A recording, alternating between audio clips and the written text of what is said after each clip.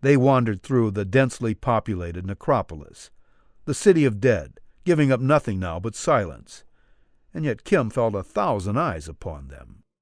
Many of the tombs appeared expensive, and Kim knew that the cemetery was filled with famous politicians and prominent businessmen, dating back to the late 19th and early 20th centuries. She saw elaborate and grotesque architectural styles of all sorts here, from Egyptian to Rococo, including medieval period pieces, complete with monstrous, bug-eyed gargoyles on haunches with bat-like wings and human features sewn together by demonic hands. Some of the statuary and bizarre examples of funerary art were on a monumental scale, further giving the impression of a skyline city of the dead within the city of frivolity, beer, and jazz.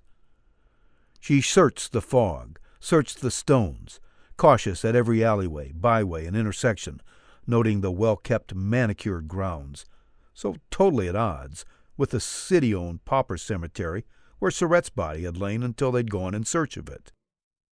She felt like they were the only life on the planet when suddenly they came upon a sign which read, "Free tape-recorded tour of the cemetery, available at the Lake Lawn Metairie Funeral Home, 5100 Pontchartrain Boulevard, or call 555-6331.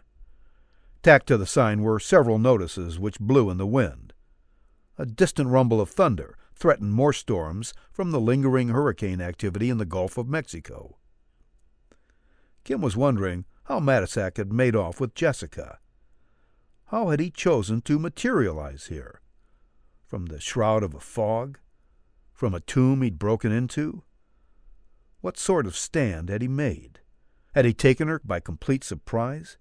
Did he have her now in his power? Were they too late to save her? What sign could she hope for? She looked down along alleyway after alleyway of the necropolis, peering into the black rows of funerary tombs, when suddenly she stopped cold. There was a howling of dogs in the distance, and a light, misty rain came up from nowhere, as if it blanketed only the Metairie cemetery. Without a moon or light, she could make out no definable shapes amid the purple and burnt sienna and umber-colored kaleidoscope of leaves flurrying in the night sky, where an ancient oak resided. "I don't believe this. The balls of this guy Matisak. Look at this," said Alex, drawing her attention to the sign and a message tacked to it bulletin board fashion. "It's a message to us, from him." Matisak figured Jessica would call in help. He figured there'd be backup.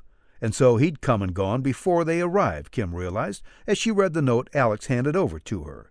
It merely read, "You're getting closer." "How are we going to find her?" asked Alex. "Shh." She tried desperately to get something out of the note, something extrasensory. "Do you know of a nearby warehouse? Anything used for storage? A large industrial area?" "Well, there are several within an hour's drive." "Then let's get going." "Come on." They made their way back to the car and the strobing lights in the distance. The rain was pelting down among them now, soaking them. Kim stopped, seeing a spiritual entity flit across her line of vision. She instinctively shouted, "Jessica! Jess! Damn her! Damn her for taking so much on herself! Matisak's not her problem. He's my problem. Your problem, Alex. Every decent policeman's problem."